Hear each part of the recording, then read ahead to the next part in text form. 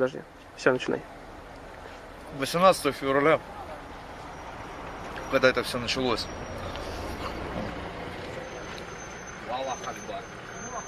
как-то, скажем так, по нам, когда стрелять начали, мы еще не знали об этом. Летели бутылки, все полностью, я сколько раз горел, я посчитать не могу. Я домой вернулся без бровей, без ресниц, без ничего.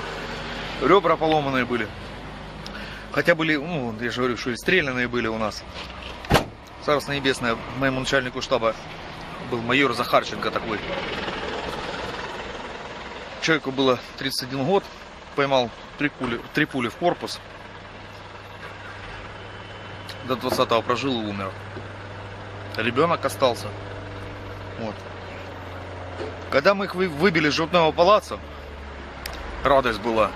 Они снизу, мы сверху стояли. Это все 18-го было. Простояли там 2 дня. И 20 числа началась стрельба. Нам дали команду щиты к окнам. А когда мы их поставили, у нас дырки появляться начали в щитах. А у нас нету ни оружия, ничего, кроме комплект защиты руки-ноги, бронежилеты легкие от ударов, алюминиевые и щиты. Нам дали команду бросать эти щиты, выходим. Благодаря тому, что бросили щиты и стояла альфа. Правда, я не знаю, чья альфа стояла. Они стояли с желтыми повязками вот этими. Из-за чего назвали Черный четверг. Вот. Они отстреливались, прикрывали нас, и когда мы уходили, приходилось выбивать, в каске было, головой в окно и вытягивать солдат. Отошли, думали, что в Киевском институте внутренних дел мы вооружимся и вернемся назад. Но не получилось. Нам дали, там, короче, оружие нам не дали. Прошло немного времени, и нас окружили. Мы без оружия, без ничего, а они уже вокруг стояли. Видно было, у них пулеметы были, РПК, ручной пулемет Калашникова. Это я на свои глаза видел. Автоматы были, ПМы были у них. Вот.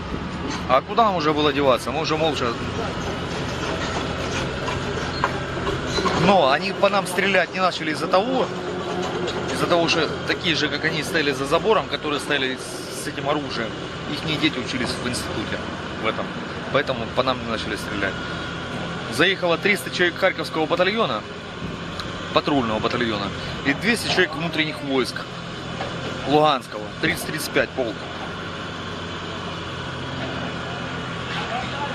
Договорились с горем пополам, что когда будут выпускать нас, с нас сняли все, бронежилеты, комплект защиты руки-ноги, палки сняли, баллоны позабирали, каски, полностью все. Мы выходили в одних формах и с удостоверениями, и показывали, и контрактники удостоверения, солдаты, военники, показывали то, что служим там.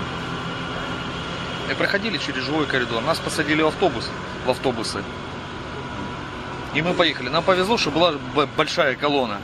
Вот. Харьковчане и луганчане. Если б большая колонна не шла, мы бы не доехали. Мы когда выехали на трассу Бориспольскую, там треугольничек такой съезд, и стоял автобус Икарус 50-местный. Выезжал Сумской Беркут, расстрелянный полностью и сгоревший. Они по полям рассосались, так сказать, когда началось это все. Вот благодаря этому их спасло это все. Что еще могу добавить? Это не война. С их стороны это не война. Они в ближний бой не идут. На Солнечном стоят поляки, негры туда дальше. И мы об этом знаем, потому что они по рации сами разговаривают на польском. А здесь стоят солдатики, которых сюда прислали на убой.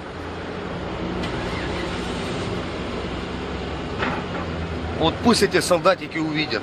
Пацаны, хотите жить? Сложите оружие, сдайтесь. Будете жить. Мы вас не тронем. Мы вас отправим домой с родителями. Мама, папа приедет, мы отправим. Мы вас пальцем не тронем. А так, если в бою, то извините. Все.